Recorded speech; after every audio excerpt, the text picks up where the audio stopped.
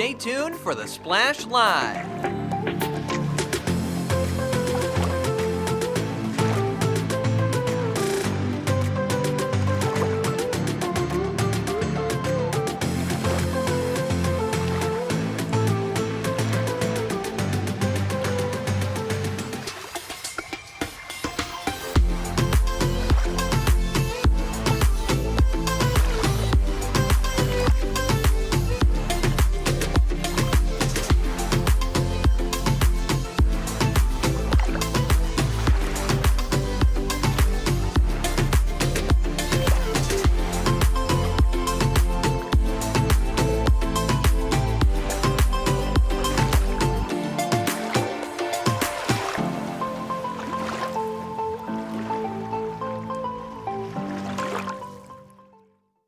It's time for the Splash Live from Civic Center TV, featuring stories from and about people like you in the Greater West Bloomfield area.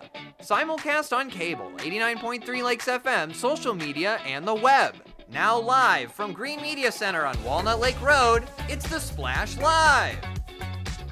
Live, local, social, it's the Splash Live on Civic Center TV and 89.3 Lakes FM. Thank you so much for joining me today. I'm your host, Kevin McIntosh. Our top story for today, the cold. That's it. That's the headline. With temperatures in the highs expected for the next couple of days to only reach the teens. And for the end of the week, temperatures only going to the 20s. Now, like I said, that's for the high. For the lows going at night, we're expecting low double digits, if not single digits. And that's not including a wind chill that'll take it to 0 or below 0 temperatures. So to give us a live look and a live feel as to what's going on outside, we have Civic Center TV's very own reporter, Jake Schaff. How's it feel outside, Jake? Kevin, it is cold as heck out here. I am live outside of the West Bloomfield trails here on Civic Center campus. And my goodness, everywhere you look, it is just an absolute winter wonderland. It has been nonstop snow these last few days, and it doesn't seem like it's going to be stopping anytime soon. The temperatures are here to stay for right now. It is very, very cold. I am bundled up as much as I can be, and you see a smile on my face. I'm starting to wonder if my face might be frozen like this. That's how cold it is out here, Kevin. It's unbelievable. Hey, Jake, yes, please stay warm, as warm as you possibly can out there. As like we say, we are at risk of hypothermia nowadays with everything going on. So that's just one of the things that we were highlighting with this outdoor temperatures. That's absolutely right. And you recently had a conversation with Fire Captain Hans Drews about some of the dangers of hypothermia, and more importantly, what can be done to help prevent it should you see it occur. You can try and shield them from the wind if you are outdoors. If you're able to get them indoors, ideally that would be what you want to do, is try and get them into a warm environment. If they're wet, you're going to want to remove any wet items or wet layers of clothing. But beyond that, it's really just a matter of trying to warm them up to the best of your ability. Stay away from the hot water. You don't want to, like we talked about already, you just want to you put some blankets on them and just do your best to try and protect them from the elements and warm them up. That's right. Bring them inside, keep them warm with blankets, hot drinks, and try not to have them worry about the cold. And of course, hypothermia, it's a big risk for a lot of people, but it's an even bigger risk for the elderly, as Captain Drews explained to us. My biggest concern is the elderly patients or elderly people. I'm not sure exactly what, as you're getting older, and maybe, you think that you're still a spring chicken, and you can be out there, doing what you did when you were younger. And, so maybe take that in consideration, right? And then certainly check on your neighbors, check on your family, make sure that they are aware of how cold it is and they're not going out in the cold. That would be my recommendation. Communication is key, as with so many other things. Check in on your loved ones, check in on your neighbors, make sure they're in a good situation just as you are should cold temperatures like these occur. For more updates on weather conditions, you can find them at weather.gov/DTX. Back to you, Kevin. Thank you so much, Jake, and thank you for braving the cold. Please come inside and thaw yourself all out as soon as possible. And once again, Absolutely. if you want to find out more about hypothermia, how to treat it, and also just watch that full interview, go directly to our website, civiccentertv.com. Click on the On Demand tab for more information and for more of our interviews.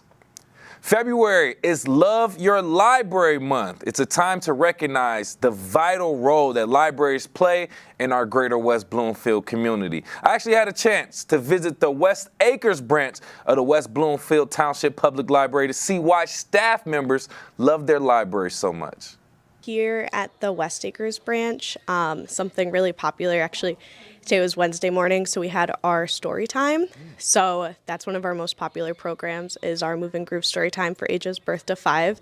As far as resources go, I would say our ebooks are really, really popular. We've got ebooks through Cloud Library, Libby, and Hoopla, and people love their ebooks. Personally, I love e-audiobooks, so it's also a personal favorite of mine. Libraries have come a long way, adapting to new technology and changing community needs. Rachel Hurst, West Acres librarian, explains how the library continues to evolve. So libraries are no longer a place where people just come to read their books in silence. We've got a lot of different materials now. In addition to books, we also have video games. We've got experience kits where people can check out to learn to play pickleball, learn to knit. We've also got literacy kits for kids, which are backpacks that have different books and games tied around a theme. So for example, we've got Learn Spanish literacy kit with Spanish books and games and stuff. We also, like I said earlier, with our e-media, so it's not just a physical place people can come to, we've also got online resources that people can use. For those who work at the library, it's more than just a job. It's a passion. Rachel shares what she loves most about being part of the library team. Well, I actually grew up in West Bloomfield, so I grew up going to the library, so I love working here. I love the community. I also get to run programs, which is really fun because it's you can take your own personal passion. I love Pokemon, so in the summer I do a big Pokemon program, and it's I love this, and I can share what I love with everyone else. From books and research to technology and community programs, the West Acres branch of the West Bloomfield Township Public Library continues to serve as a valuable resource for residents. Love Your Library Month is just a reminder of how much libraries bring to our communities, and here in West Bloomfield, that love is clear. From the West Acres branch of the West Bloomfield Township Public Library, I'm Kevin McIntosh, Civic Center TV.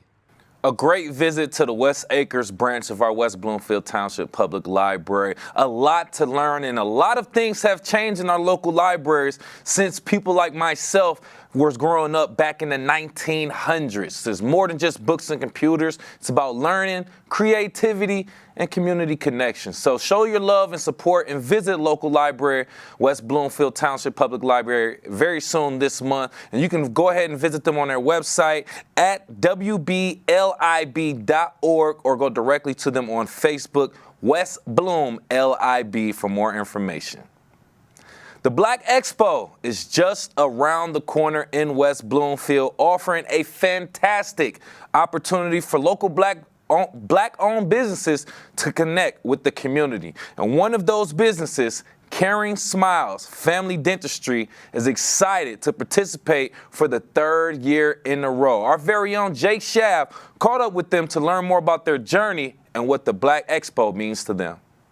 The Black Expo is quickly approaching here in West Bloomfield, and several local Black-owned businesses are excited to be taking part in such a valuable opportunity to connect with the rest of the community. One of those businesses is Caring Smiles Family Dentistry, a husband and wife-owned family dentistry who see the Black Expo as an incredible opportunity to celebrate Greater West Bloomfield's diversity. Oh, we're really excited to be involved with it. This is our third year doing it, and it celebrates a lot of the small Black-owned businesses in the area. And so we like to collaborate with a lot of businesses and have them, share their offerings and things that they are able to provide for the community with us. And then we like to do the same thing with them. We do a lot of collaborations on social media as well. So we're just happy to meet the community and hopefully meet some new potential patients as well. I remember one of the different community organizations reached out to us, and they were asking us if we wanted to become involved with it. And we jumped at the opportunity because we like doing different activities with the community. Anytime we have the opportunity to be involved with the community, that's something that we like to do. And so being able to do it for the third year now, we're really excited because every year the event has grown to more and more people and more and more businesses. And we love just meeting the businesses and seeing their journey. It inspires us, and hopefully we're able to inspire other people as well. Why is it so important to be highlighting this diversity here in West Bloomfield? I think it's just important because this being a diverse community, when we go into the schools and talk to a lot of the students, we want people to be able to see someone that looks like them and they say, oh, I can do that too. And so I think just having a different races and different backgrounds of people that are able to show the next generation that, if you really work hard, no matter where you're from or where your upbringing has been, you have that opportunity to succeed in whatever you want to do in life. I love being a part of the Black Expo because I think it's a great way to expose people to our office, Caring Smiles Family Dentistry, because a lot of people don't get to see Black dentists. And I was fortunate enough, I grew up, my dentist was Black, and I actually saw myself being able to do that. And I think that it gives people who might be nervous about going to the dentist, seeing someone who looks like them, it makes you feel a little bit less nervous sometimes. Being a small business owner is a lot of work, it's a lot of time commitment, and it's really easy to isolate yourself. So it's really nice when you can take time to go out and meet other people who are doing the same thing and connect and share ideas, share different companies. People might be looking for someone to help with their website or anything that all small businesses can relate to. It's really nice building that community. We just want to continue to collaborate and meet other businesses and just let them know that we're here in the West Bloomfield area. We've been here for a long time. We're excited. Our doors are always open. We have the ability in the future to hold events here at our office here, and we want to involve as many people from the community as well. So just making those connections with people and letting them know our doors is always open if they want to connect with us. Spreading smiles and positivity every step of the way. Warren and Amira have so much to look forward to with this year's Black Expo, as do the many other businesses who are going to be taking part in this incredible yearly tradition. For Civic Center TV, I'm Jake Schaff. Thank you for that story, Jake. And the Black Expo continues to grow each year, bringing businesses and community members together in a meaningful way. If you'd like to support and celebrate local entrepreneurs, be sure to check out this year's event and discover all the incredible businesses making an impact right here in West Bloomfield. That'll be Saturday, February 22nd from 1 to 4 p.m. at the Orchard Mall, the Black Expo 2025. The West Bloomfield Rotary Club's Putt for Polio event is happening on March 9th, 2 to 4 p.m. at the West Bloomfield School District ACS building. It's meant to raise funds for the global eradication of polio and other diseases. So joining us right here live on The Splash to talk about this event in its entirety, we have West Bloomfield Rotary Club President Marty Levin. Thank you for being here, Marty. You're welcome. We appreciate you for being here, and we appreciate such a very special event that you all are hosting. Can you just tell us a little bit more about the inspiration behind the Rotary Club of West Bloomfield joining and hosting Putt for Polio? Well, this is actually our 5th annual Putt for Polio event. Actually, only the 3rd annual where we give a trophy at the end to the winner. But Rotary has been a champion in working to eradicate polio for about the last 40 years. In 1988, there were about 350,000 new cases of polio in the world. And then in 2023, there were about 30. But then in 2024, there were about 100. Oh. Also, there was a new case that came up in Gaza last year, and they had not reported a new case of polio in 25 years. So that kind of shows you that even though tons of work have been done and a lot has been accomplished, until polio is actually eradicated, we still have to be working at it. Yes. Yes. And we appreciate that effort and that knowledge, that information. Some things, like you said, some people may have put it on the back burner and just completely forgot about it or thought it was eradicated completely already when that's not really true. Now, for the people who may not even be aware, very briefly, can you explain what polio is? Well, that's a good question. Polio impacts your muscles and can be very devastating. There are different kinds of polio. There is live polio, which is new cases not related to the vaccination. There is temporary polio that some of the symptoms occur related to the vaccination, and they usually go away. So when I'm talking about new cases, I'm talking about live polio. Got it. Okay, okay. Interesting. Thank you once again for providing that context with that being said. So let's get back to the essence of this event and helping out polio. So can you just share exactly how the funds that will be raised at Putt for Polio directly impacts polio eradication worldwide? Well, we send all the funds that we make, as does any Rotary club, to Rotary International. And Rotary International then worked on using the funds. One of Rotary's partners is the Bill and Melinda Gates Foundation. And they, I believe for like the last 15 years, they have doubled whatever Rotary contributes or raises. So, for example, a $250 sponsorship is actually becomes a $750 contribution, thanks to the Bill and Melinda Gates Foundation. But the money is used to provide medical equipment, staffing, vaccinations, housing, in the areas where polio still is, where they still have live cases. That is great. That's a great contribution and great effort from the Bill and Melinda Gates Foundation to partner with Rotary International to do such thing, to double. For every dollar you get, give $2. That's such a great thing right there. And it's Well, great it's to actually acknowledge $3. For every dollar you give, Bill and Melinda Gates provide $2. So that makes $3. Yes, yes, yes. So great effort right there on both parties.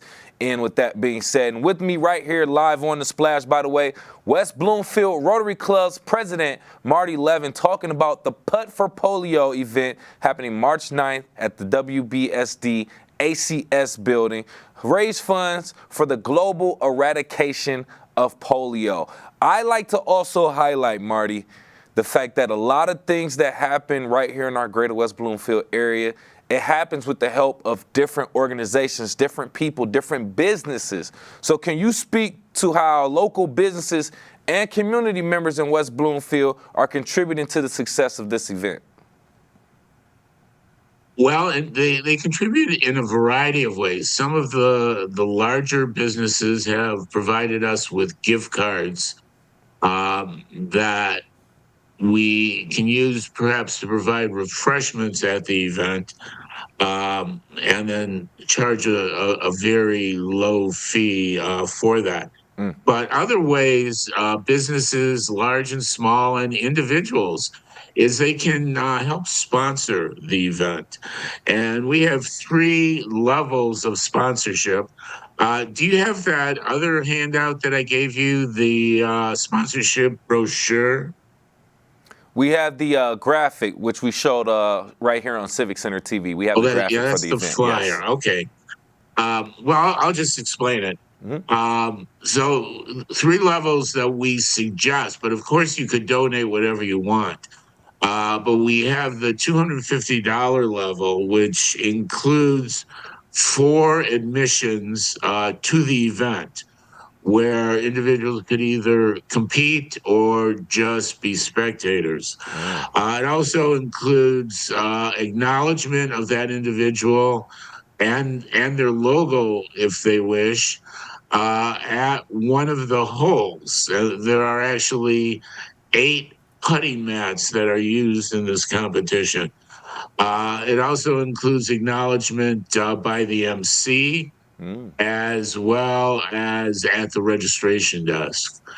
And then for $100 sponsorship, that includes 2 admissions to the event and all those other things that I mentioned regarding acknowledging them for their contribution. And then there's a $75 contribution, which includes 1 admission to the event, and their name will be listed at the registration desk.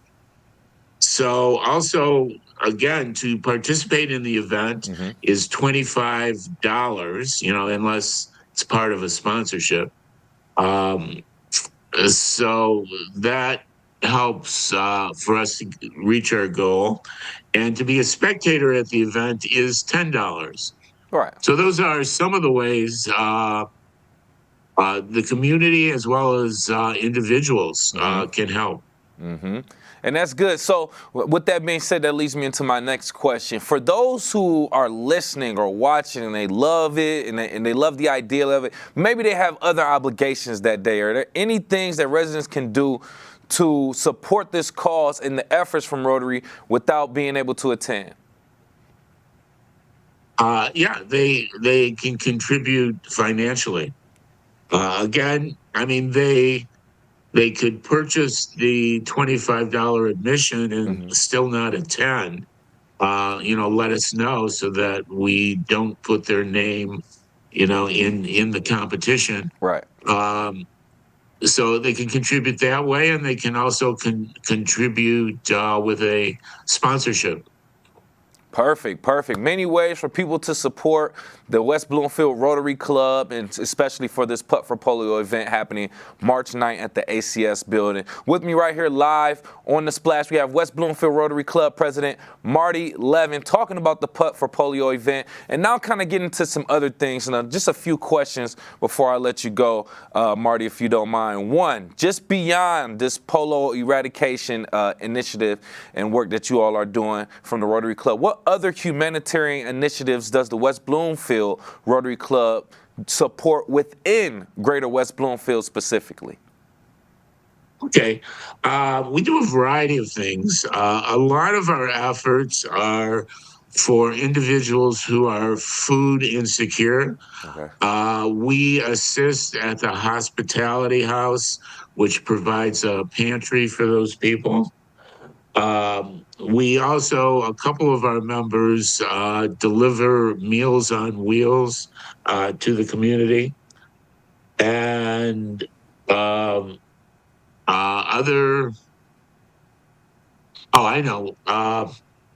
Thanksgiving Day, we provide Thanksgiving meals to several families in the community that are identified through West Bloomfield schools. Other things we do, West Bloomfield Schools sponsors what is called a Reading Buddies program, where several of us go to an elementary school and we are buddies with a first grader. We read to them, they read to us. We help them with tricky words that are often that are spelled differently than they sound. And that's one of my favorite programs. Other things we do, we work with a agency called Hope against trafficking, where we assist women, usually women, who have been trafficked, and either assist them with shopping, but basically restarting their lives in a safe environment.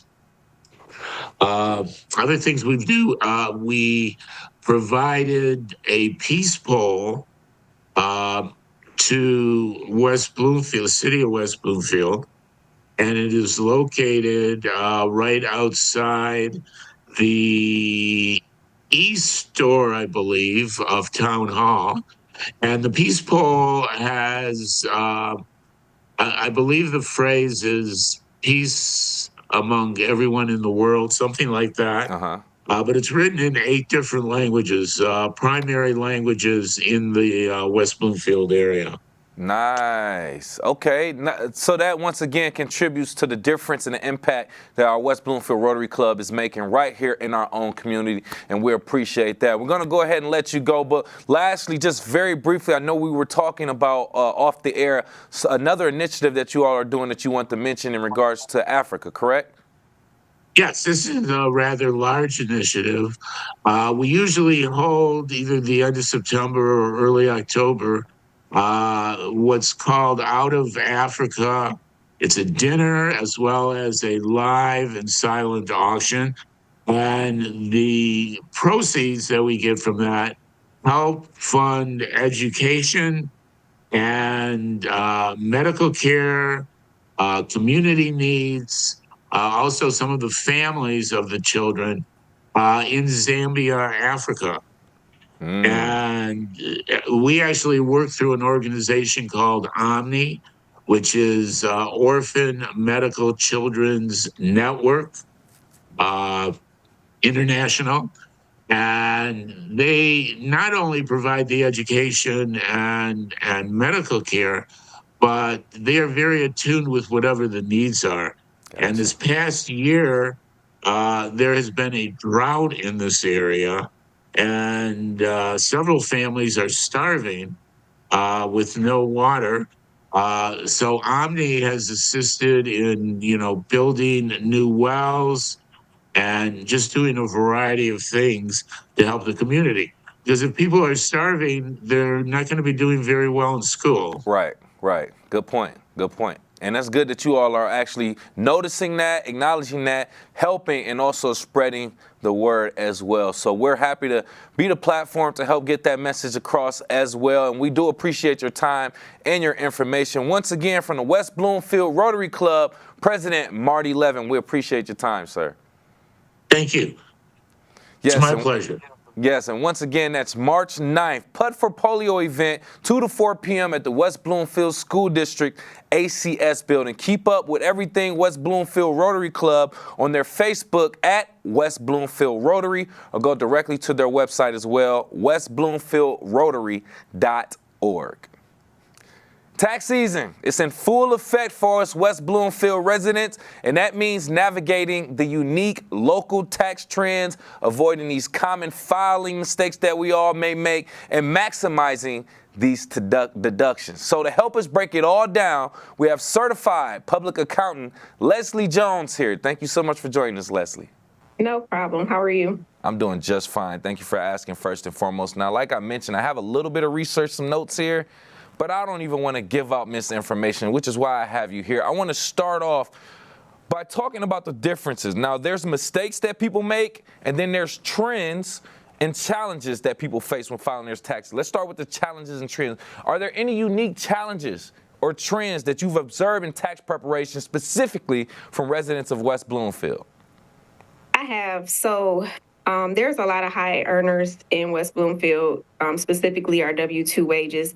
And those people with children, a lot of times we depend on the tax credit. And for the last couple years, specifically this year and last year, there's an income phase out. And so that tax liability, you're not getting that $2,000 credit.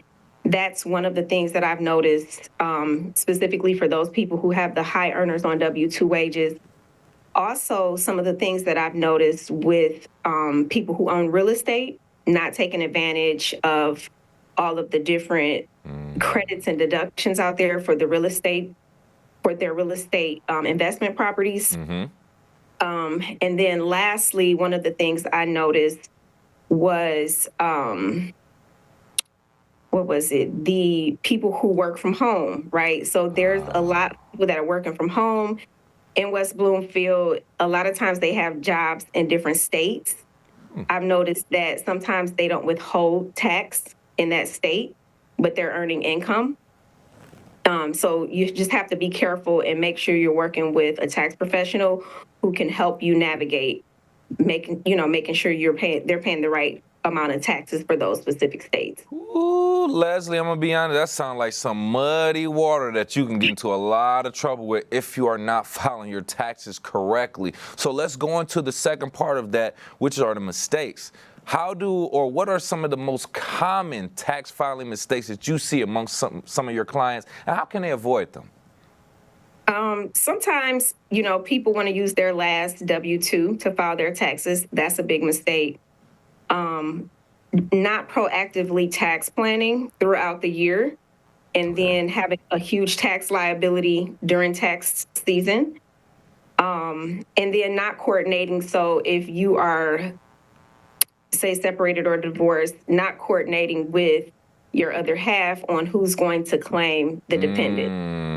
Good point. Good point. That is a conversation that should be had in regards to receiving or even benefiting from that child tax credit, like you mentioned before earlier. So thank you for pointing some of those things out for our listeners and our audience in general, because like we said, we are in tax filing or tax preparation season. Join us right here live on The Splash, CPA from West Bloomfield, Leslie Jones, talking about tax preparation and filing in the 2025 tax season. Now, property taxes. How do you see West Bloomfield property taxes impacting residents' financial planning, and are there any exemptions that they should be aware of? So there is an exemption. It is called the principal resident exemption that a lot of people don't know about, but it has to be your primary residence. The property taxes in West Bloomfield, they're a little higher because obviously the properties are a bit higher in the state of Michigan.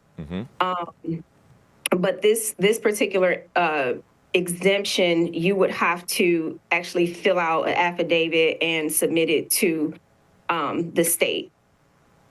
Okay.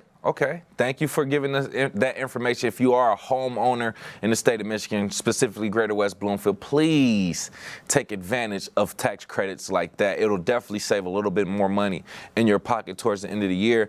I want to ask you also, we mentioned W-2 tax filings a lot, which is just individual employees earning from their employers. What about business? Do you involve yourself in business taxes also? Absolutely. So being proactive with business, number one, record keeping is key. So making sure we're maximizing the qualified business income deduction that's based on your business income, maximizing all of the deductions and credits, being proactive with planning, making sure. So for the past couple years, we had a bonus depreciation that is in a phase out period. I believe in 24 it was 40%, and then in 25 it's going to be 20%. But that's huge. So if you're thinking about buying major assets that you would normally just use a smaller depreciation, that 40% of depreciation of costs, that's a huge tax deduction. Some of the other items to consider for small businesses would be business structure, just making sure with, your tax professional or CPA that you're in the correct business structure, so you're getting the most benefit based on your certain individual business activity. Perfect. Thank you for those tips, those best practices for small business owners right here in the Greater West Bloomfield area. Even if you are working from home, those are some great tips for you to keep in mind. But I also want to ask, keeping it on that scale, are there any common mistakes that you see from business owners when it comes to filing their taxes? Just not having accurate record keeping, not paying those quarterly estimated taxes. You have to do check-ins throughout the year, because if your income is high, you need to be sending in, if you're self-employed. And then also ignoring like the Uber drivers and DoorDash, that is considered self-employment income. And most people don't pay taxes, but it's still income. So you have to send in estimated tax payments based upon income. Good point. That's a huge common mistake that I've seen. Oh my goodness! Wow, great point right there. I know a few friends who have drove DoorDash or Uber Eats or Uber or Lyft, and I mean, I don't ask whether or not they file those taxes, but that is something that people should keep in mind, because they don't take taxes out when you are driving DoorDash or Uber Eats. So it's literally your responsibility as an independent contractor to make sure you do file those taxes at the end of the year, and we appreciate that information. Once again, joining us live on The Splash, Certified Public Accountant, CPA from West Bloomfield, Leslie Jones, talking about tax filing preparation and best tips and practices as well. There have been a few different changes and updates when it comes to federal and state tax laws. Are there any recent changes from the federal or state tax laws that might affect our Greater West Bloomfield residents? So from a federal perspective, you have the standard deduction that's increased, but that's favorable. So that's a good thing. One of the major things that I've saw that I know would specifically affect West Bloomfield residents is to keep in mind of the estate and gift tax. There is a $12 million exemption. It's a lifetime exemption. 2025 is the last year that you can take advantage of that, and then it's going to drop significantly to about $5 million starting in 2026.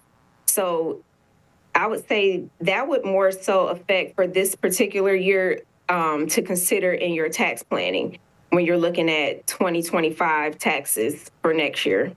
Seems like 2025 seems to be a very impactful year when it comes to taxes, tax filing, and preparation. And we appreciate you for giving out that information. Don't want to hold you up too much longer, but just lastly, any additional information, advice, practices, tips, or even strategies you would recommend for some of the high-income earners in West Bloomfield, or even just earners in general?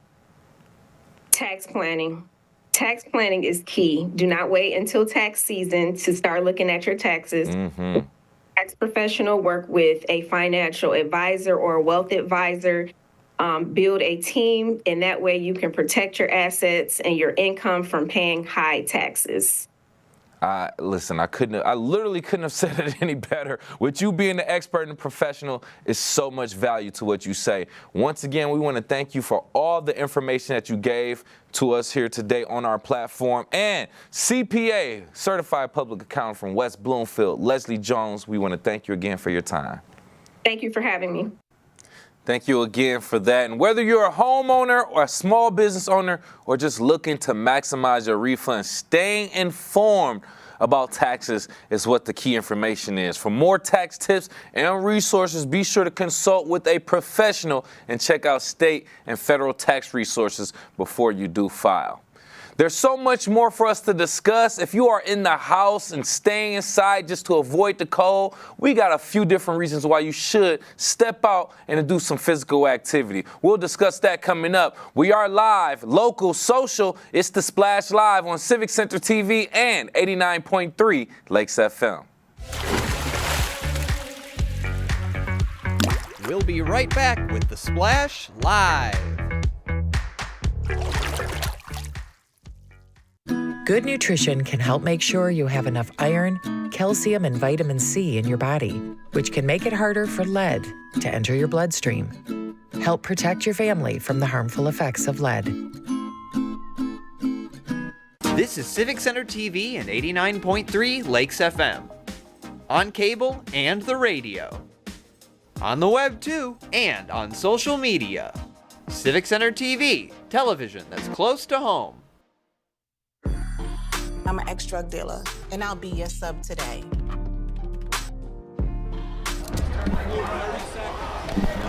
Two milligrams of fentanyl can be lethal. A lethal dose is in here. Who gets it, I won't know. It's cheap, it's potent, and it's profitable. The sad reality is fentanyl is being mixed into everything now. More kids should know.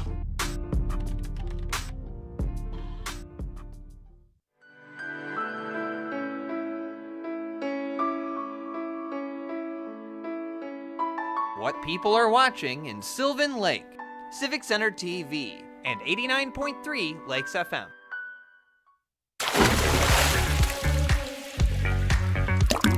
And now, back to The Splash, live. Live, local, social, it's The Splash Live on Civic Center TV and 89.3 Lakes FM. Thank you for being here. I'm your host, Kevin McIntosh. Also reminding you that we are on all social media and you check out our website, civiccentertv.com for our website, and we're on all social media, Facebook, Civic Center TV 15, as well as YouTube, Instagram, and X, formerly known as Twitter, all at Civic Center TV. And if you're watching on Civic Center TV right now, get your smartphone out and scan that QR code right there, and it'll send you the link to all of our social media and digital platforms as well. A West Bloomfield native has built an incredible career in both jazz and pop music, earning multiple Detroit Music Awards and performing on some of the biggest stages in the country. Our very own Jake Schaff had the chance to speak with Jessie Poulter about her journey, her latest project for children called Toonsies, and how the West Bloomfield community can get involved. We have Jessie Poulter, a singer-songwriter right here in West Bloomfield. Jessie, good morning. Hi, good morning. Thanks so much for having me here. Absolutely. Really happy to be getting into this. Really love talking about music and great programs like this. So talk about a bit of your influences. How has growing up in West Bloomfield influenced your musical journey and your career choices? So I grew up in a very musical household, which naturally just being exposed to a wide array of music from a really young age. I was like a sponge, just trying to listen and explore and discover everything. And then I would say getting involved in all sorts of musical theater, community theater. I went to at a middle school, which I believe is no longer. And I was involved in the specialty performing arts programs there. And then ultimately being close to Detroit. I grew up really when I came of age was going downtown, performing in the jazz clubs, performing with the real deal Detroit musicians. So definitely West Bloomfield influence and absolutely undeniably and so gratefully Detroit.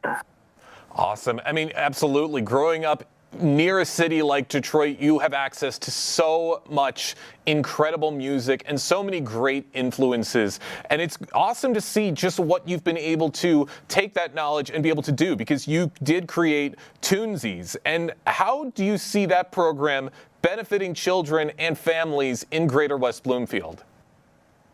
So I started Toonsies when I was living in Los Angeles, which is where I lived for 12 years. And it was during the pandemic when gigs were canceled. Touring had come to a halt. I really sort of need to figure out a way to not only keep my vocal mechanism warm, but also just like as a creative, I'm constantly itching to create. My best friend had just had a baby, and she asked if I would sing to her baby and her baby's pop, which I wasn't familiar with at the time. And I couldn't think of a reason that I should say no. So I showed up, and it was really this aha moment. I just realized that the children's music lane was sort of a wide open creative lane. All of the songs that parents wanted to sing, caregivers wanted to sing with their little ones, the same songs that I sang when I was a child, that parents sang, Wheels on the Bus and Itsy Bitsy Spider as a composer and somebody that grew up studying. I'm a jazz vocalist and a composer, and I really grew up studying the Great American Songbook. So when somebody says standards, that is a very familiar term for me. And I said, who's really updating these, children's standards? And so I was super inspired to, and I'm not only inspired, but like I felt very much a responsibility to sort of nurture this wide open lane. And then when I had my own child, I wanted to create the music experience that I would want my child to have. So fast forward, I am now living back in Detroit. And I have brought my program, which I've been working on and building curriculum for since 2020. I brought it here, and I am so grateful to be teaching pretty much 6 days a week, sometimes 3 times a day, all over Detroit, Metro Detroit, various age groups. And it feels to me like a responsibility, like a calling, but like very organic and inspired. I get such joy having performed for audiences all over the world. It is so joyful to be around human beings at their earliest musical experiences and to be able to experience that through them. Thank you. Wow, that is all incredible to hear. I love hearing about those aha moments because sometimes they come at the most unexpected of times, and it's great to see how you've been able to take advantage of that. And like I said, you've got some great stuff in the works. You've got an album that's going to be coming out very, very soon, and you've got something called the Jazz ABCs, one of those songs on the album. How does songs like that introduce kids to jazz? And what impact do you hope it has on early childhood music education?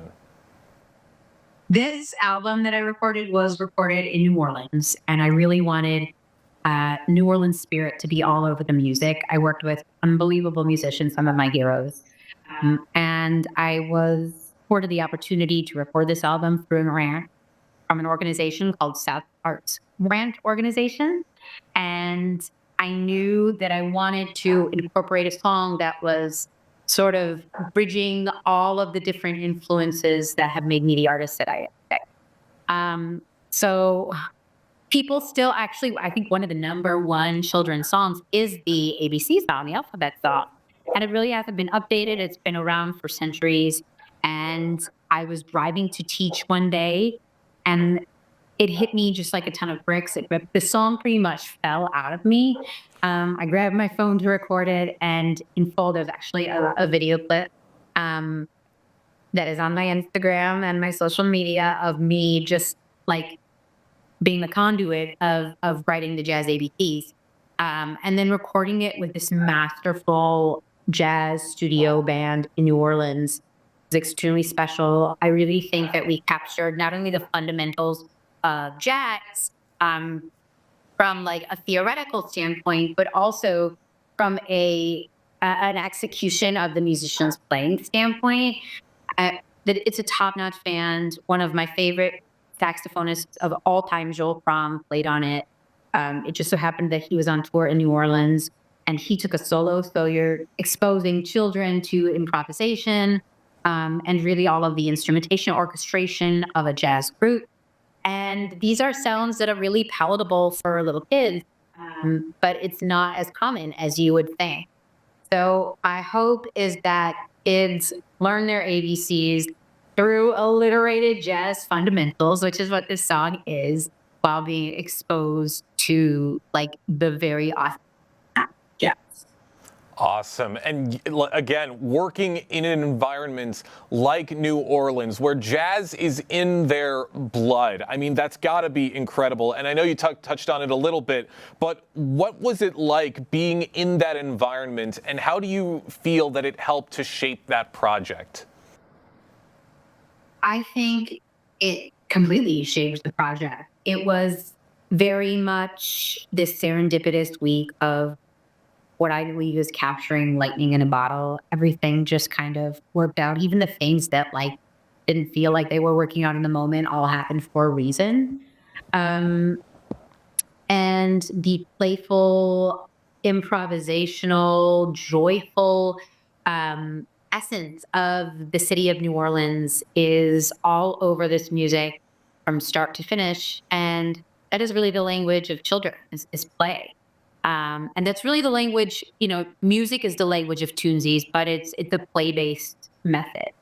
So I felt like we completely accomplished, and all the pieces just sort of fell into place. So I'm so grateful for that. I really felt like we accomplished what we set out to do and more. And it was a wonderful start to finish creating your. For those just joining us right now on The Splash, we have singer-songwriter Jessie Palter joining us right now to talk about her many programs that she's doing, and she's influenced by the great work in New Orleans and the Detroit music scene to benefit for her music program Tunesies and her original compositions. In fact, you also, along with the work you do for kids, you also released an album called Nothing Standard, a deeply personal jazz album featuring your own compositions. What was the process in returning to your jazz roots for an album like Nothing Standard? So I think for a while when I was living in Los Angeles, I just had the desire to explore whatever sort of naturally kind of creatively inspired me.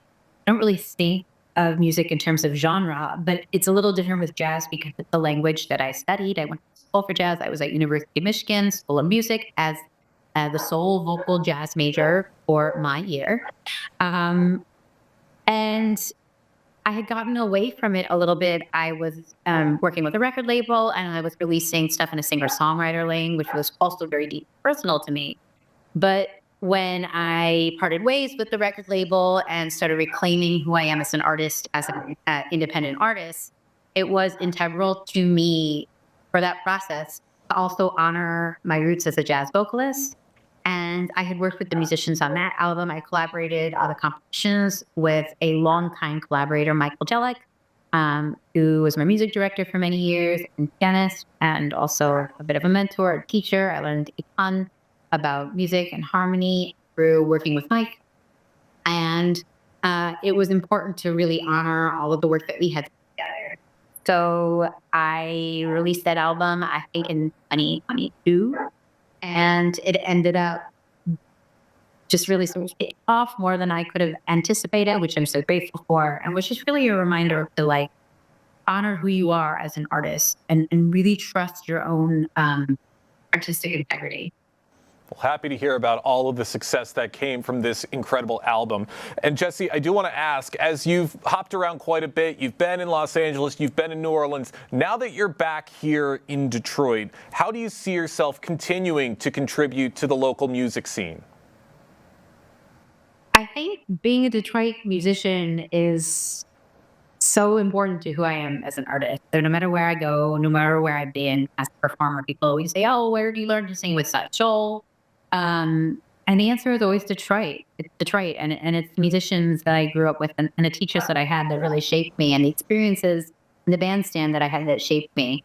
Now that I'm back here and really nurturing, who I am as an artist and all of the many facets, I never want to hinder that very innate part of me that is a Detroit musician, which I don't think I ever did hinder, but I just really want to like shine a light on all the different facets of who I am.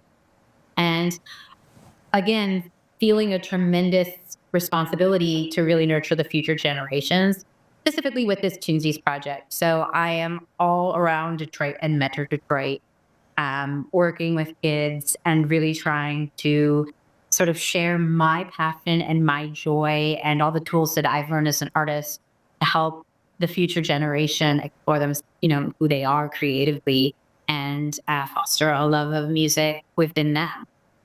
Well, it's amazing to hear of everything that you're doing, Jessie. One more quick question before we let you go. How can the West Bloomfield community support your work with Tunesies and your larger musical projects? Thank you for asking. I am so grateful for the hometown support. I have a website, Tunesies, TUNEZIES.com. And I post all about my classes and my method. People can register through there. I'm also on all the social media platforms. So Instagram, /Tunesies, and Facebook, /Tunesies. And I am now on all the digital streaming platforms with this music as we release song after song every 6 weeks. We're releasing a new single. So Jazz ABC is out, and the next single coming out March 15th. So people can look online at their favorite digital streaming platform, YouTube included, because it is not only an auditory album, it's also a visual album. And so there's an animation for every single song.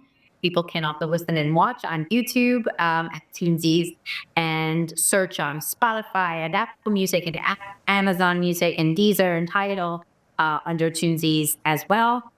And on the website as well, there's also an email address to contact me. And this has been just built from, it's been built for the community. It's really like me wanting to be of service with all the tools that I use as a musician and as a lifelong creative professional. So I really love hearing from everybody and getting feedback and just hearing what people want, what they need. It's been integral to building this community.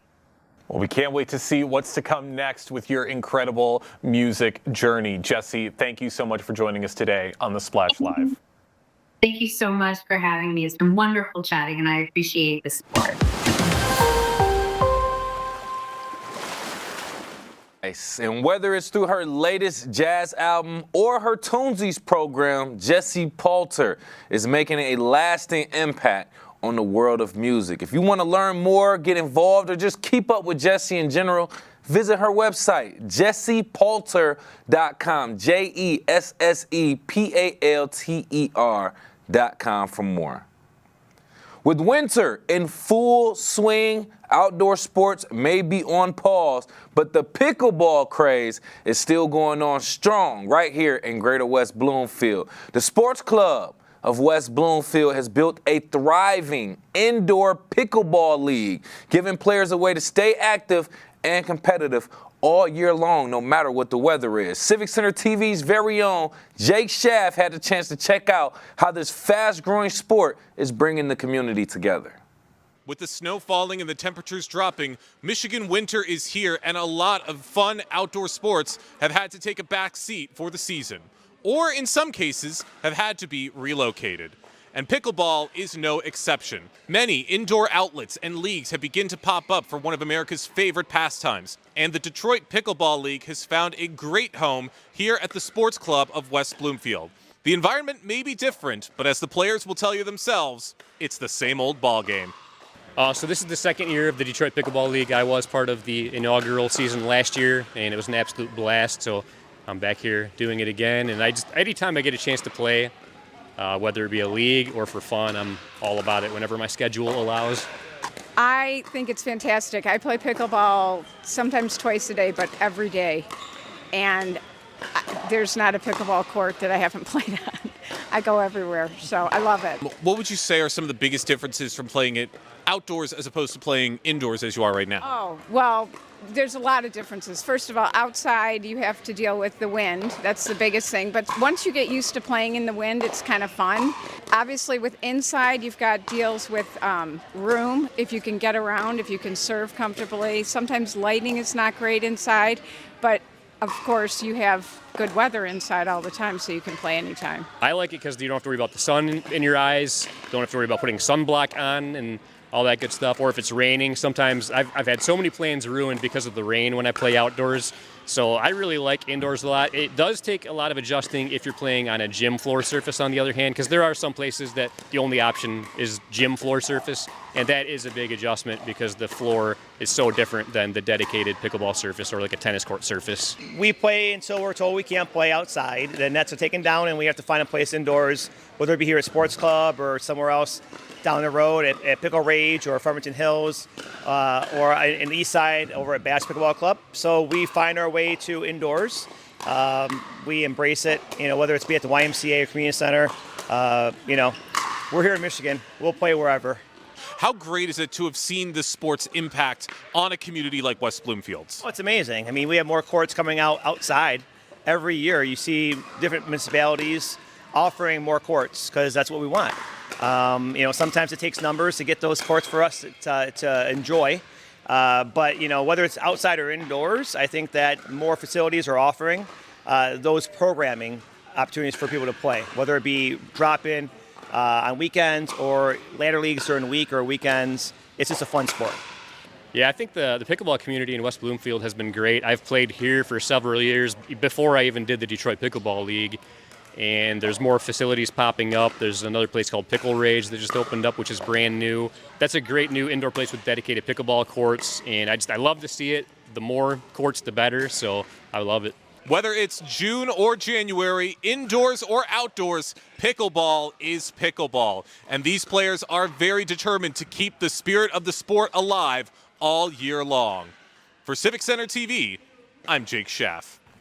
Thank you again for that story, Jake. And pickleball is just going, once again, proving that it's a favorite amongst all ages. And thanks to the Sports Club of West Bloomfield, players can keep the game going even in the colder months of January and February. So thank you again for that story. If you are interested in joining the fun, make sure you visit the Facebook page of the Sports Club of West Bloomfield at Sports Club Detroit on Facebook for more of that. Thank you so much for being here. We always appreciate our watchers and our listeners for staying in tune with everything happening right here in Greater West Bloomfield. I've been your host, Kevin McIntosh. Per usual, we are live, local, social. It's the Splash Live on Civic Center TV and 89.3 Lakes FM.